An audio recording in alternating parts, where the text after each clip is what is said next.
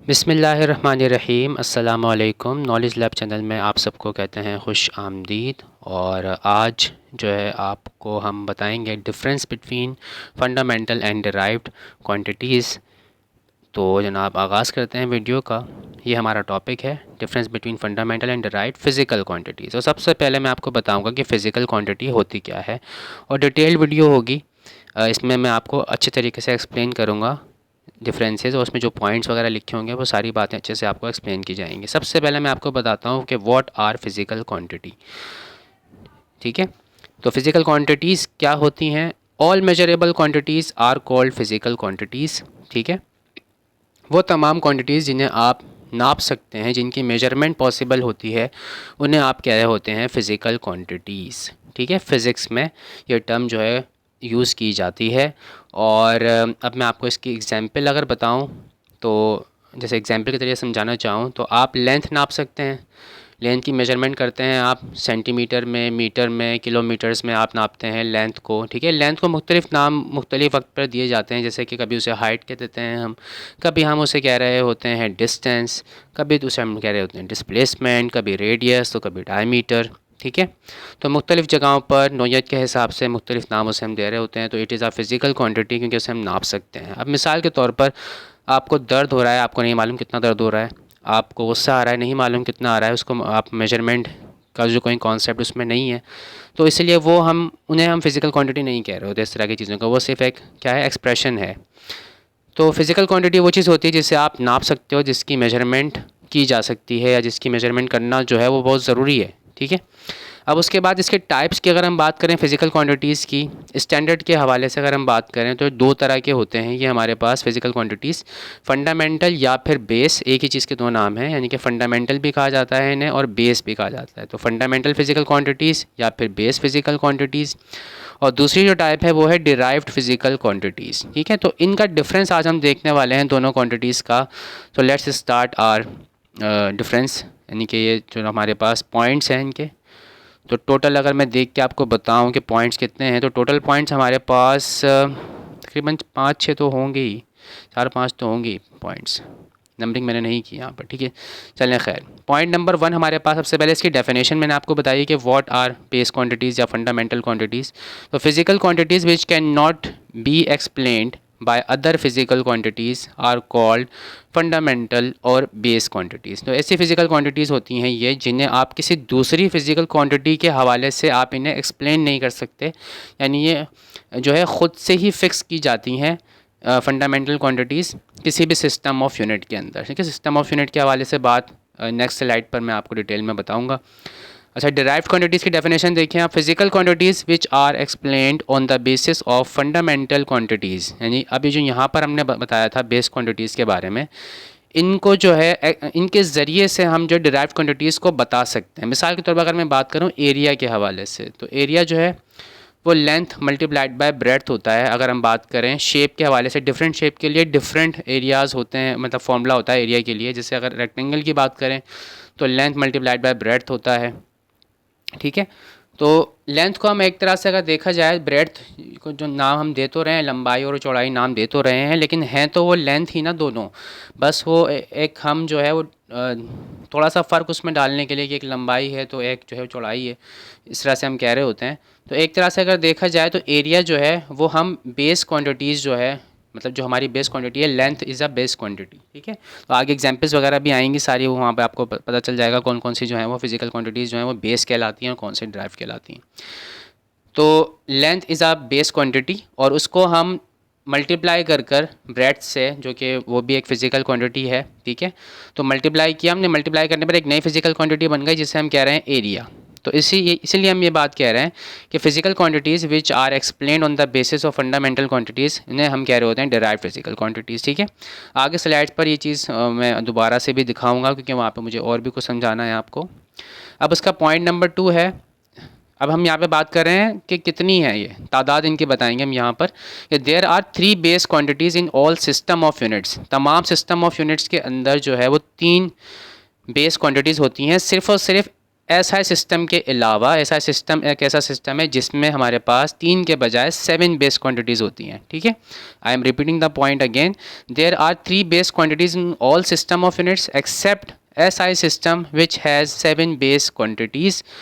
और इसके अगेंस्ट जो हमने ड्राइव क्वांटिटी के लिए पॉइंट लिखा है वो है there are a lot of derived quantities in every system of unit, ठीक है। हर सिस्टम ऑफ यूनिट के अंदर बहुत सारी जो है वो डिराइव्ड क्वांटिटीज़ होती हैं, ठीक है। उनके जो वो है तादाद है वो फ़िक्स नहीं होती है, बहुत ज़्यादा होती हैं, जबकि बेस क्वांटिटीज़ जो हैं वो फ़िक्स होती हैं। तो अब मैं यहाँ पे आपको बताता हूँ कि सिस्टम ऑफ यूनिट्स जो मैं कह रहा हूँ वो कौन कौन से हैं। तो मैं यहाँ पे कुछ आपको यहाँ पे बता रहा हूँ। तो डिफरेंट सिस्टम ऑफ यूनिट्स, यहाँ पे मैंने आपको 4 सिस्टम्स के नाम जो है यहाँ पे बताए हैं सिस्टम ऑफ यूनिट्स के। सबसे पहला है FPS, ये शॉर्ट फॉर्म है, F for foot, P for pound and S for second. तो फुट पाउंड सेकेंड सिस्टम है ये हमारे पास, इसे हम ब्रिटिश इंजीनियरिंग सिस्टम भी कहते हैं। इसके अलावा नंबर 2 की अगर बात करें तो ये CGS सिस्टम है, नंबर 3 जो है वो MKS सिस्टम है और नंबर 4 जो है ये SI सिस्टम है। अब इसकी थोड़ी सी मैं डिटेल आपको बता दूं। देखिए इसमें 3 अल्फ़ाबेट्स नज़र आ रहे हैं आपको, FPS, इसमें भी CGS, इसमें MKS। तो ये जो फर्स्ट 3 जो सिस्टम ऑफ यूनिट्स आपको नज़र आ रहे हैं, इन तीनों सिस्टम ऑफ यूनिट्स में बेस क्वांटिटीज़ की जो तादाद है वो सिर्फ 3 है। देयर आर 3 जो है वो बेस क्वांटिटीज़ इसमें है। और पहले वाली की अगर मैं बात करूँ, फर्स्ट की बात करूँ, तो लेंथ हम इसमें मेजरमेंट करते हैं फुट में, और वेट जो है या फोर्स जो है इसमें वो बेस क्वांटिटी है, और इसका यूनिट होता है पाउंड। पाउंड का वर्ड आपने आम ज़िंदगी में बेकरी पे जब आप मतलब केक वगैरह लेते हैं, इसके अलावा जो है वो मतलब केक पाउंड के हिसाब से आप लेते हो। इसके अलावा बच्चों का वज़न जो होता है, छोटे बच्चों जो by birth, just by birth जो बेबीज़ होते हैं, उनका वज़न जो है अक्सर वो पाउंड्स में जो है मेंशन किया जाता है। और टाइम जो है जिसकी मेजरमेंट जो है वो सेकंड में की जाती है। अच्छा, पाउंड के हवाले से एक चीज़ और मैं आपको बता दूं, इसके लिए जो सिंबल हम यूज़ करते हैं वो LB जो है इसका जो है सिंबल होता है पाउंड के लिए। और कुछ ऑथर जो है वो पाउंड जो है ये वेट यानी कि फोर्स के लिए इस्तेमाल करते हैं ये यूनिट, और कुछ ये कहते हैं कि ये जो पाउंड जो यूनिट है ये भी मास के लिए ही है, ठीक है। तो इसमें थोड़ा सा इख्तलाफ जो है वो नज़र आता है हमें, डिफरेंट किताबों में डिफरेंट बात जो है वो नज़र आती है। CGS सिस्टम की अगर बात करें तो लेंथ की मेजरमेंट सेंटीमीटर में की जा रही है। यहाँ पर बेस यूनिट्स जो है लेंथ के लिए वो सेंटीमीटर है यहाँ पर, और सिंपल मास जो है यहाँ पे ग्राम में मेजरमेंट की जा रही है, और टाइम की मेजरमेंट जो है वो सेकंड में की जा रही है। MKS सिस्टम में लेंथ की मेजरमेंट जो है वो मीटर में है, मास किलोग्राम में हम मेजरमेंट कर रहे हैं, टाइम हम सेकंड में कर रहे हैं। SI सिस्टम जो है वो MKS सिस्टम का ही एक्सटेंडेड वर्जन है, यानी कि 3 के बजाय हमने इसमें फ़िज़िकल क्वांटिटीज़ जो हैं बढ़ाकर 7 कर दी हैं, 7 बेस क्वांटिटीज़ कर दी हैं, और फिर हम इन्हें इससे जो है नाम दे रहे हैं SI सिस्टम का। तो जो ये इसका जो है वो एक्सटेंडेड वर्जन है MKS सिस्टम का, ठीक है। तो 1 2 3 जो है या स्टार्टिंग के जो मैं आपको नज़र आ रहे हैं यहाँ पर सिस्टम ऑफ यूनिट्स, इनमें टोटल 3 बेस क्वांटिटीज़ हैं, जबकि जो लास्ट वाला है SI सिस्टम जो मैंने वहाँ पॉइंट में मेंशन भी किया था एक्सेप्शन के तौर पे कि इसमें 7 बेस क्वांटिटीज़ होती हैं, ठीक है। और ज़्यादातर जो मतलब बुक्स वगैरह जो आप पढ़ते हैं, यूनिट्स यूज़ करते हैं न्यूमेरिकल्स वगैरह में, कैलकुलेशन में, वो ज़्यादातर SI सिस्टम ही हम यूज़ कर रहे होते हैं, ठीक है। अगर हम बात करें कंस्ट्रक्शन के हवाले से तो वहाँ पे ज़्यादातर आप फुट, पाउंड, इंच, इस तरह के अल्फाज वहाँ पे आप सुनेंगे, यूनिट्स यूज़ होते हुए सुनेंगे। कंस्ट्रक्शन वगैरह में ख़ासकर जो है फुट, पाउंड और ये जो इंचेस वगैरह है, इस तरह की टर्म ज़्यादातर इस्तेमाल की जाती हैं, ठीक है।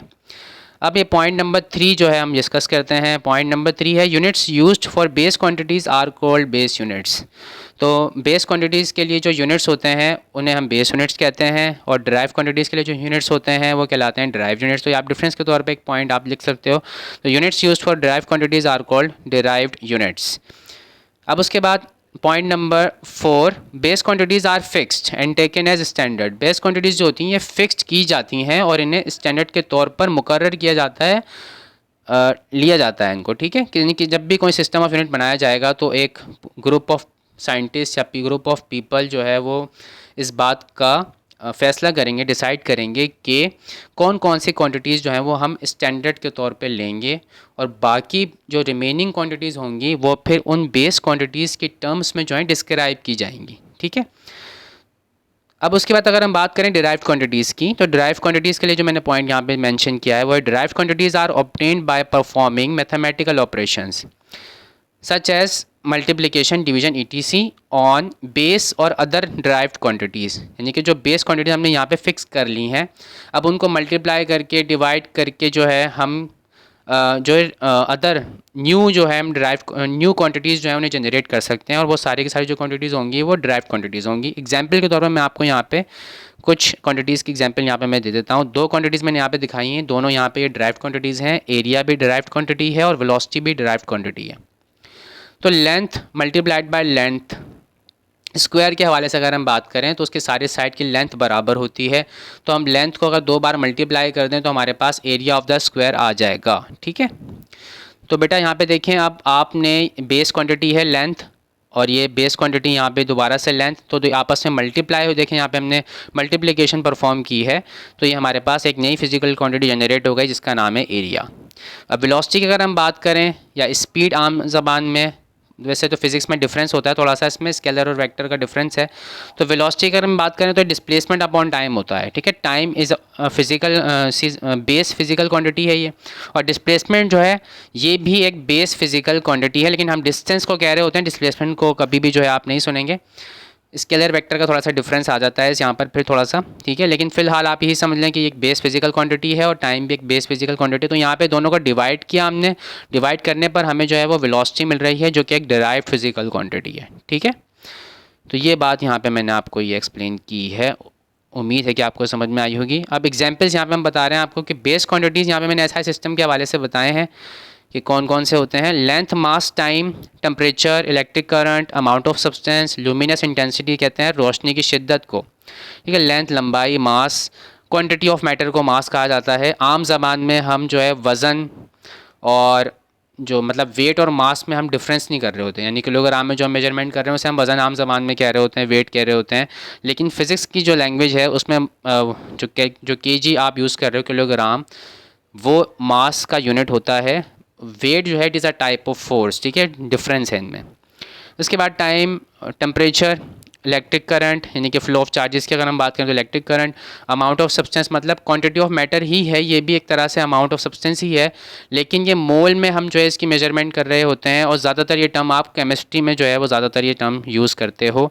और ल्यूमिनस इंटेंसिटी रोशनी की शिद्दत को कहा जाता है। तो ये बेस क्वान्टिटीज़ हैं एसआई सिस्टम में, जबकि बाकी जो सिस्टम ऑफ यूनिट्स हैं, तो अगर जनरलाइज में मैं आपको बताऊं तो लेंथ, मास और टाइम जो है वो तकरीबन तमाम सिस्टम ऑफ यूनिट्स में जो है वो बेस क्वांटिटीज़ होते हैं।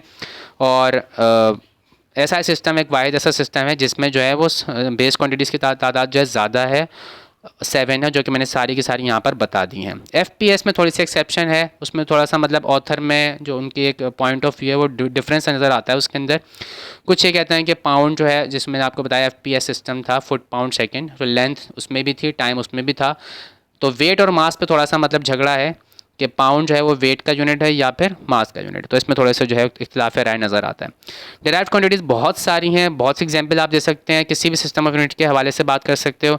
तो volume, force, density, acceleration, speed, velocity, तो ये सारी जो है क्या होती हैं, डिराइव्ड क्वांटिटीज़ होती हैं। फोर्स की अगर मैं बात करूँ तो FPS सिस्टम के हवाले से अगर हम बात करें तो फोर्स वहाँ पे बेस क्वांटिटी है, डिराइव्ड क्वांटिटी वहाँ पर नहीं है। ठीक है, फोर्स और मास में वहाँ पर जो है थोड़ा सा इख्तिलाफ राय आपको नज़र आएगा।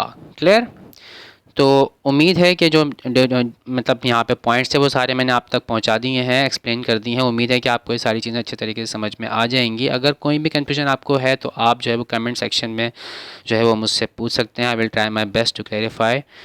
जो भी आपको जो है मिसअंडरस्टैंडिंग है या जो भी आपको कन्फ्यूजन है वो मैं क्लैरिफाई करने की उससे कोशिश करूँगा। तो थैंक यू सो मच, आज की वीडियो में इतना ही। अल्लाह हाफिज़।